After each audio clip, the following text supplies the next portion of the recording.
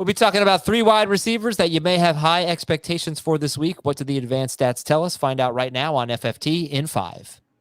I'm Adam Azer. Here's Jacob Gibbs of Sportsline. Follow him on Twitter at JAGibbs_23 and check out all his content on sportsline.com, which is a terrific product, very affordable, great gambling content, great fantasy content. Check it out.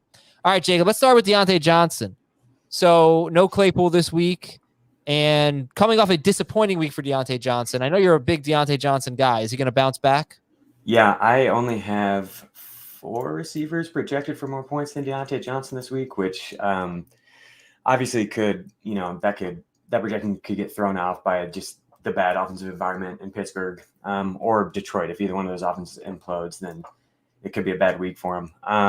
But yeah, I have DeAndre wide receiver 5, and it's mostly just about the target projection. With Claypool out, there's really no one to challenge him for targets, especially on downfield looks, which is particularly interesting in this matchup. The Lions have the highest opponent average depth of target, and it's not even close. They're like 20% above the next highest team, which is really absurd. When games are relatively close, teams are attacking aggressively downfield against this defense. And I think that's going to lead to a lot of targets for Deontay, because who else he's the other 2 guys that he's going to be looking at throwing to are James Washington, Ray McLeod, or, maybe Anthony Miller.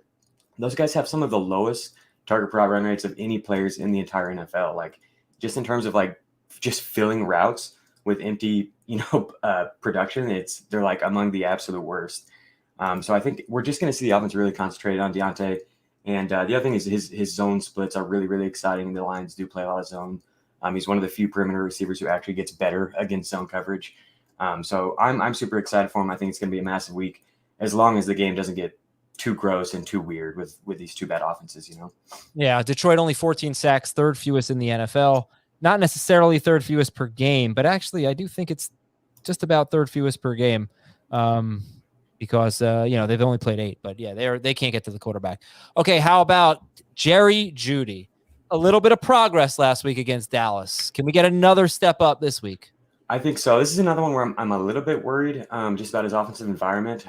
Teddy Bridgewater has been really bad against zone coverage, and the Eagles play zone coverage at one of the highest rates in the NFL. Teddy Bridgewater ranks 4th in passer rating and 1st in completion rate against man coverage since the start of 2020. He's legitimately been one of the best quarterbacks against man, but not so much against zone. He ranks 31st among 47 qualified quarterbacks in passer rating for zone coverage. So that is a little bit problematic. And really exacerbating the issue is Bridgewater's perimeter receivers. Both Tim Patrick and Cortland Sutton have really, really extreme splits where they're much, much better against man than zone. And so that brings us to Jeudy, who's clearly the guy who stands out in this matchup. He's been better against zone in college and in the sample size we do have him at the NFL level.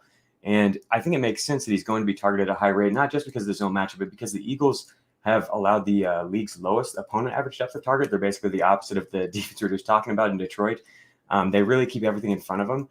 And Judy's moved to the slot this year. I don't know if it's been talked about much because he's been out, but his slot rate is up from 31% as a rookie to 76% in 2021. So as a result of playing more in the slot, his average depth of target is down from 13.5 yards to 8.6, which is a really massive drop from one year to another. So I think it makes sense that him and Noah Fant are going to be just targeted a lot in the short area of the field here. And given his splits against zone coverage, I'm excited. And just what we've seen from him in general in year 2, he's really taking a step forward in terms of his ability to draw targets so far. So definitely an exciting spot for Jeudy. All right. Yeah, I think I'll go back to him in the DFS lineup. A little more expensive. He's super cheap. Yeah. I think he's a little more expensive on FanDuel. Yeah. Anyway, okay. Let's go to our last guy, Keenan Allen, coming off 2 big games in a row. 19 PPR points against the Patriots, 22 PPR points at the Eagles. Now facing Minnesota, they allow the 7th most fantasy points to wide receivers. What do you think about Keenan Allen? Yeah, in the first 2 games coming out of the bye, it's been all Keenan. It's been back to kind of what we've seen in the past. Mike Williams' average route depth and his average depth of target have been a lot deeper down the field, and as a result, we've seen him not targeted at nearly as high of a rate as he was early in the season.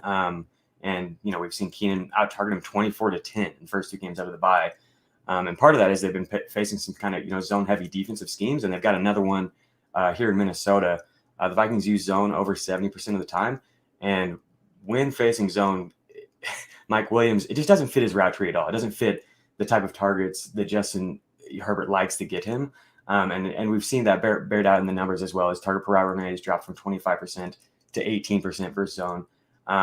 Whereas Keenan Allen has actually like maintained pretty much right. His man coverage splits are almost identical to his zone coverage splits, which is pretty rare for a receiver. So I think everything points towards another big game from Keenan. They've really been zoned in on him since we've seen them come out of the bye. And this is supposed to be one of the highest scoring games and most competitive games of the week. So I think we could see another big game from him here.